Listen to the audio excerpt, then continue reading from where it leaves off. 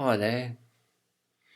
In this video, I want to explore whether antinatalism is best served through legislation or through the establishment, maintenance, and increase of some kind of church or humanist cult, I suppose. And let's use the word cult because I love that word, cult. It sounds really menacing. Anyway, so I think that, you know, satirical humor aside, I think Danny Shine uh, and his philosophy of antinatalism, well, it's not his philosophy, but it's one of the philosophies that he espouses, I think is very, very interesting. But, you know, as always, joking aside, how would you actually implement people not having children anymore? You see, as a libertarian, I'm very much against legislation generally, especially on family issues. It's very, very unpopular, and it's very temporary. And as soon as people get the chance, they reverse the legislation, as we've seen in China. And because basically it is an infringement of your sort of human rights. I mean, I want to have kids and I'm going to have them. I want to smoke cigarettes and I'm going to smoke them. It's difficult. Prohibition is always very difficult, and it's unenforceable and it creates a criminal class. And I mean, it's perhaps it wouldn't do for for not having any kids, but I mean, it might do in some on some level. You know, you could see sort of baby farms springing up and things like that. It'd be, generally speaking, legislation isn't the greatest way of doing it. And tax legislation is also a problem, very, very unpopular. If you're going to say, from 2025, everyone who's got kids gets taxed more and has to pay more VAT tax and things like that, very, very unpopular. Taxation, income tax is very unpopular politically nowadays. I mean, it's almost a no-goer, really. You almost can't go there. You're just called a socialist and a Marxist and and a reptile alien and I don't know what all. Very difficult to do that. So I wouldn't go for tax legislation per se, but tax breaks are a different thing. I mean, if people don't have to pay a certain amount of tax because they're doing something, for example, if young men, had a vasectomy, for example, and they got a tax break on the basis of a vasectomy, which I know sounds a bit sexist against men, but it's easier for a man to have a vasectomy, generally speaking, than for a woman to be sterilised, because that generally can have, medical repercussions which are complex and difficult to manage and difficult to put right, and I don't know, there's hormone trouble and things like that. Probably I'm going to be called sexist for saying that, but I think generally speaking, women, should be spared sterilisation wherever possible. But for men to get a tax break every time for a young man to get a tax break if he was vasectomized, I think that might be quite popular actually. And some people might say, oh, well, it would lead to people not wearing condoms, but I think people do wear condoms, really, to escape sexually transmitted diseases. I don't really think that habit would change very much, but it would mean that if you weren't wearing protection and you were drunk or high and you had sex, you wouldn't be able to get your female partner pregnant, which would be really quite a great thing, and you get a tax break for doing that, for having a vasectomy. So you have to reward people using tax breaks and other benefits rather than punishing people either through taxation bans or even criminalisation. Criminalisation is a bit of a silly word, really. And I mean, when Danny Shine says criminalisation, he is being satirically funny. given his libertarian credentials, as it were, which he knows perfectly perfectly well. So I think that so the question is, should there be an expiry party? I mean, could you do this on a political level? Well, obviously, if you're going to tinker with the taxation rules, then you're going to have to be in power. You're going to have to be the government. So, I mean, certainly, putting lobbying MPs and governments to give tax breaks for young men to be vasectomized. That's kind of a simple piece of legislation to get through, both in Britain, USA, and in the European Union, for example.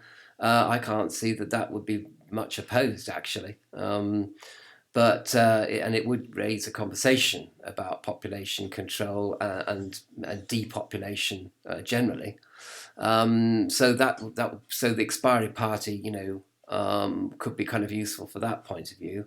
But generally speaking, I think what churches do is that they create a kind of a super ego within people, within members of the church anyway. And if a lot of people join your church or cult, then that's a lot of super egos that you can change. And by that I mean that it just becomes it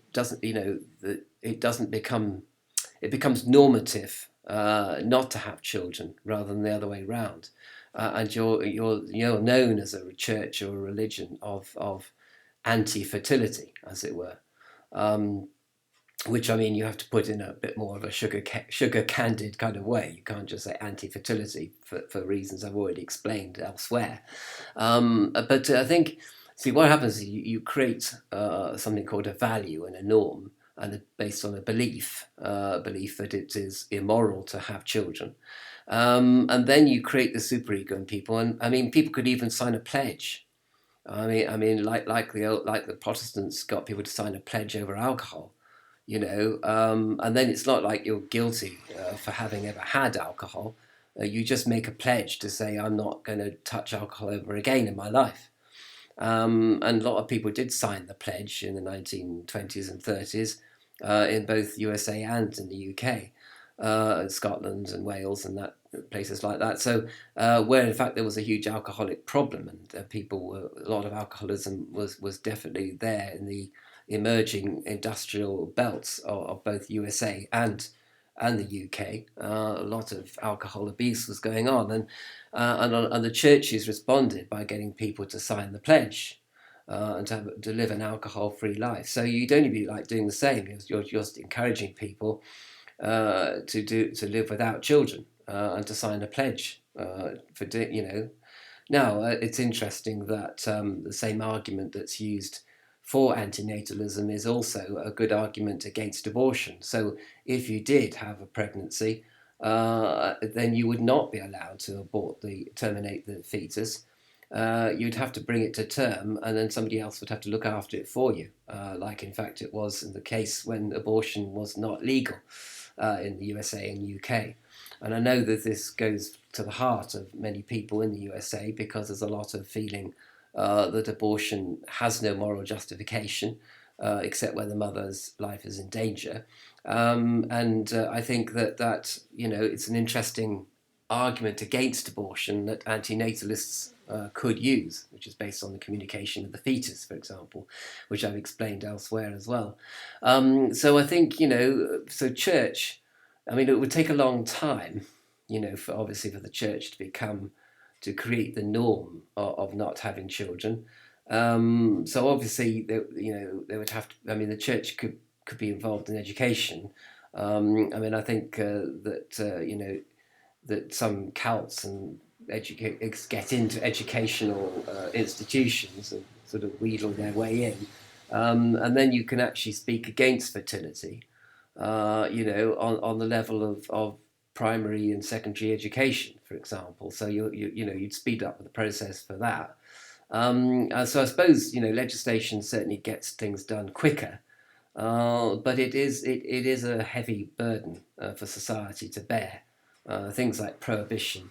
So basically, you'd have to reward people for not having children and make it financially worth their while not to have children, rather than, as I say, prohibition and punishment through higher taxation, given that taxation itself is so unpopular with people in the Western world, and it's become made unpopular ever since Mrs. Thatcher in the 1980s, you see, and is unpopular amongst libertarians, of course, as well, that see taxation as a form of state theft, literally state theft, you see.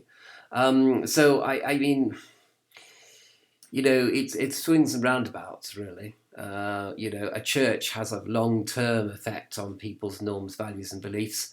No doubt about that. But of course, also the Church of Nowhere, for example, would have to be competing with churches that supported fertility, and so there'd be a lot of rancor between Church of Nowhere and other churches on this particular issue. But that's only actually creating conversation and publicity for the issue, so that's quite good actually. You'd want to kind of not be ignored, but to be argued against. So that's what the sort of long term is through the Church of Nowhere. But definitely, expiry party possibly would be quite a good idea to bring in certain legislation. And in fact, you wouldn't have to be the government.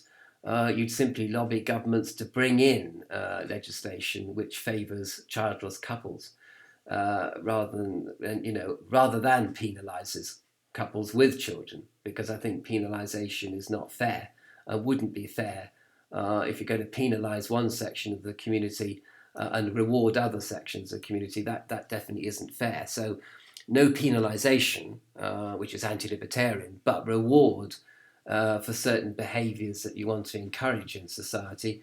That's going to be the way to go. So I suppose it's a bit, you can argue from either side. You can say church or political party. And of course, indeed, I suppose, for instance, in Egypt, I mean, the Islamic Brotherhood, I mean, they are both. They are both a religious movement, and they are a political party, and they stand for certain norms, values, and beliefs supported by Islam, of course. So we know that theocracies can develop, and we know that religious parties can certainly develop. And certainly operate, which they do in the world, and operate pretty successfully as well, actually, especially in the Middle East, for example, where people are pretty volatile, and certainly, people say, well, why is theocracy so popular now in the Middle East? Because I think a lot of Middle East people will tell you that they are very volatile and that they need control. They need controlling. They need a strong patriarchal religion to submit to, because if they didn't, they really would go completely mad and just become alcoholics and libertines and God knows what, which I suppose is also true of the West. I mean, when you think about the lack of a superego, which we see in large sections of Western society, I mean, maybe, having religions back and a bit of mind control wouldn't be a bad thing, actually, in many ways. But again, that's a bit of a contradictory position to hold, because if you're a libertarian, you want people to develop their own morality and see the truth for themselves, rather than having people dictate to them what they should think and feel.